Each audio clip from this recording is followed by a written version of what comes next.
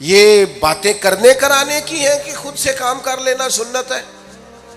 آپ نے 2 منٹ لگائے ہیں اور آپ نے کسی پر روب ڈال کے آپ فارغ ہو گئے۔ اخلاقی رویوں میں سب سے زیادہ ضروری تو دوسرے کا احساس کرنا ہوتا ہے۔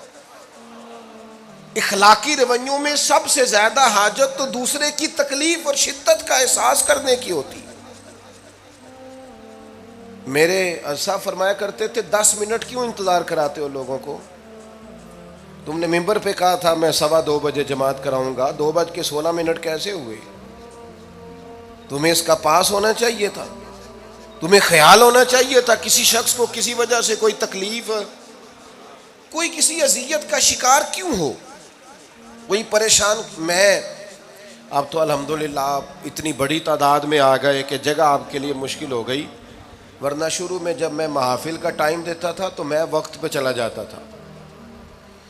اگر کسی سے کہا ہے نا کہ 6 بجے آئیں گے تو 6 بجے چلے گئے، وہ کئی والی گھر والے پوچھتے سن تسی آ بھی گئے ہو، تو میں کہتا سانو تسی ویلے ہیں سمجھ لو۔ ہمارا مزاج نہیں ہے نا جی، بلکہ ایک تقریب میں مجھے دعوت دی گئی تو اس پہ لکھا تھا 6 بجے، تو میں وہاں پہنچا تو میزبان بھی نہیں آئے تھے۔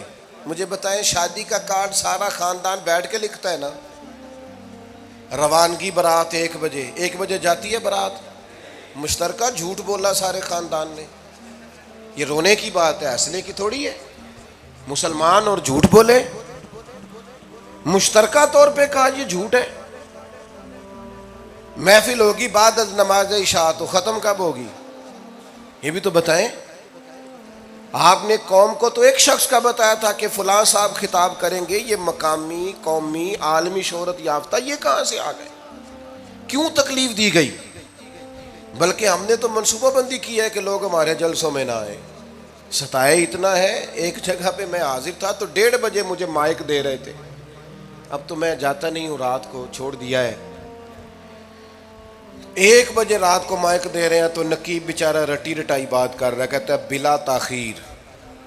میں نے کہا ابھی بھی بلا تاخیر ہے، کر لو تھوڑی تاخیر۔ خدا کے بندو ختم کرو، آدھے گھنٹے میں مسئلے کی سمجھ آ جاتی ہے، ایک پیغام دو، بات ختم ہو گئی۔ اتنا الجھاؤ اور اتنا بات کو کھینچنے کا معنی کیا؟ اپنے رویوں کے اندر۔ میں چلا گیا 6 بجے تو میزبان صاحب بھی نہیں آئے تھے، تو وہ تقریب کب شروع ہوئی؟ 9 بجے۔ تو میں نے ان سے کہا غور سے دیکھ لو کہیں میں تو نہیں الٹا پڑتا رہا، 9 اور میں 6 سمجھتا رہا ہوں۔ یہ چھوڑیں ان چیزوں کو، اپنی زندگی میں آپ نظم پیدا نہیں کریں گے تو کوئی کام کیسے کریں گے؟ حضرت حکیم الامت مفتی احمد یار خان صاحب نعیمی رحمۃ اللہ علیہ، مفتی صاحب رحمۃ اللہ علیہ جب جمعے والے دن الحمدللہ کہتے تھے نا تو پورا 1 بجا ہوتا تھا۔ لوگ گھڑی کو کہتے تھے تو غلط ہو سکتی ہے، پر مفتی صاحب پورے ٹائم پہ الحمدللہ کہتے ہیں۔ بلکہ ان کے بارے میں معروف ہے کہ وہاں ایک ذمہ دار تھا، بھینسوں کا دودھ دھوتے ہیں نا دیہاتی لوگ، تو عصر کی اذان سے 5 منٹ پہلے مفتی صاحب مسجد تشریف لے جاتے۔ یہ اخلاق ہے، یہ آپ کا رویہ ہے، یہ آپ کا انداز ہے۔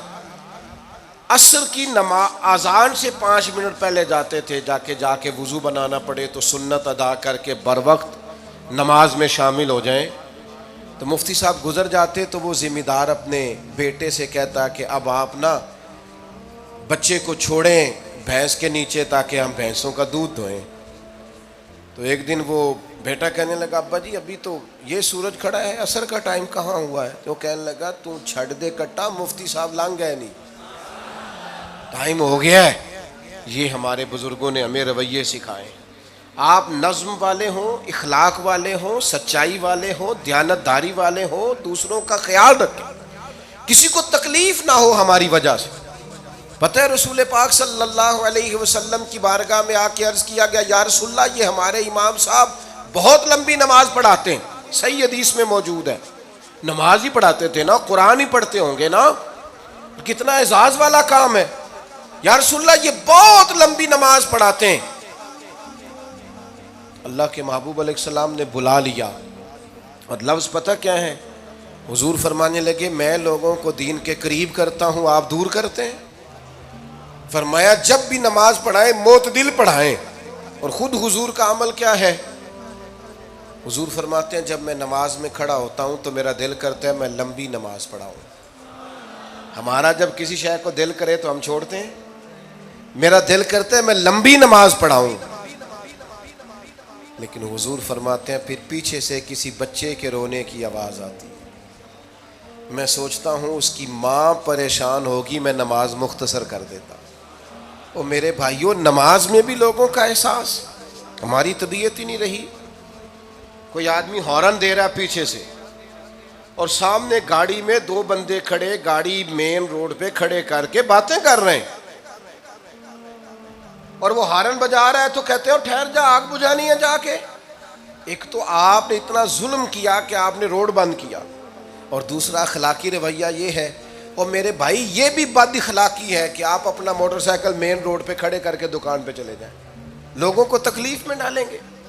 اسلام اس کی اجازت نہیں دیتا. رستوں کے نشان مٹانے والے کو نبی پاک نے تنبیہ فرمائی. کسی کو تکلیف ہو، اذیت ہو، اور بعض لوگ سمجھتے ہیں کہ میں نے پریشر میں رکھی ہوئی ہے دنیا، ڈرتے ہیں لوگ مجھ سے. جو ڈر کے عزت کرتا ہے وہ خوف کھاتا ہے، اور جو محبت سے تجھے سلوٹ کرتا ہے وہ تیرا احترام کرتا ہے. بعض لوگ کسی کے شر سے بچنے کے لیے بھی اسے سلام کرتے ہیں، وہ عزت نہیں ہوتی، وہ عزت نہیں ہوتی کہ یہ تو رٹا ڈال دے گا. اپنے اخلاقی رویے ہمیں اللہ کے محبوب سے سیکھنے، حضور سے خیرات لینی ہے. اخلاق حسنہ ہم نے اپنے آپ کو سمجھنا ہے، ہم نے اپنے مزاجوں میں تبدیلی پیدا کرنی ہے، بالخصوص بزرگوں کے معاملے میں، بڑوں کے معاملے میں. جیسے جیسے انسان ضعیف ہوتا جاتا ہے نا، حساس ہوتا جاتا ہے، اسے باتیں تکلیف دینے لگتی. وہ ایک بوڑھی اماں ایک دفعہ مجھے کہنے لگی کہ آپ میرے بچوں سے کہہ دیں خرچہ پاویں تھوڑا دین کرن، میرے نال بولن صحیح کرن. وہ جب اپنی بیویوں کے سامنے میرے ساتھ تھوڑا والیوم اونچا کر کے بات کرتے ہیں آواز کا، تو مجھے تکلیف ہوتی. اپنا رویہ، لہجہ، اس پر غور ہو. جوانی میں ہی تو برداشت کرنا ہوتا ہے. اپنے مزاج کو کبھی بکھرنے اور ٹوٹنے نہ دیں. اور سب سے زیادہ بندے کا پتہ ہی تب چلتا ہے جب کوئی اسے پورا غصہ دلائے، جو پھر کنٹرول کرے، وہی تو کمال آدمی ہوتا ہے. آ کے کہا گیا تھا نا نبی پاک علیہ السلام کو کہ یا رسول اللہ وہ معاذ اللہ ان لفظوں کے ساتھ تانا و تشنیع کرتے ہیں، نقل کفر نہ باشد. تو حضور فرمانے لگے وہ پتہ نہیں کس کی باتیں کرتے ہیں، مجھے تو اللہ نے محمد بنا کے بھیجا، میں تو محمد ہوں، اور محمد ہوتا ہی وہ ہے جس کی تعریفیں ہوں. وہ پتہ نہیں کس کی باتیں کر رہے ہیں، چھوڑو. وہ پتہ نہیں اس کی بات کر رہے ہوں گے جس کا وہ معاذ اللہ نام بگاڑتے ہیں. میرے عزیز، تھوڑا سا برداشت، اور آپ جملوں سے غور کریں، کسی کے لہجے سے غور کریں کہ وہ بندہ کہیں تکلیف میں تو نہیں، آزمائش میں تو نہیں. میں پہلے مختصر تقریر کرنا چاہ رہا تھا، اب آپ لوگوں نے اور مختصر کرا دیا مجھ سے، تو میں بس بات کو سمیٹنے لگا ہوں، آپ غور فرمائیں گے. ایک دن نبی پاک علیہ السلام نے سید عائشہ صدیقہ رضی اللہ تعالیٰ عنہ سے فرمایا. حضور فرمانے لگے عائشہ جب آپ مجھ سے خوش ہوتی ہیں تب بھی مجھے پتہ چل جاتا ہے، اور جب آپ کے دل میں کوئی بات ہوتی ہے تب بھی پتہ چل جاتا ہے. تو سیدہ پاک عرض کرنے لگی حضور مجھے میری ماں روئے، میں اور آپ سے ناراض. تو کریم فرمانے لگے بتاؤں پھر؟ یا رسول اللہ فرمائیے. حضور فرمانے لگے عائشہ آپ کبھی کبھی قسم اٹھاتی ہیں؟ یا رسول اللہ اٹھاتی ہوں.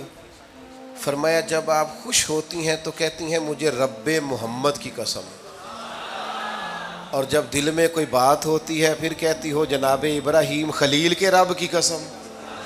پھر حضرت ابراہیم کی نسبت سے قسم اٹھاتی ہو. تو جناب عائشہ کہتی ہیں حضور کی بات سن کے جو میرا حال تھا میں بتا نہیں سکتی. یا رسول اللہ آپ اتنا خیال کرتے ہیں؟ یہاں تک خیال فرماتے ہیں کوئی کیا بول رہا ہے؟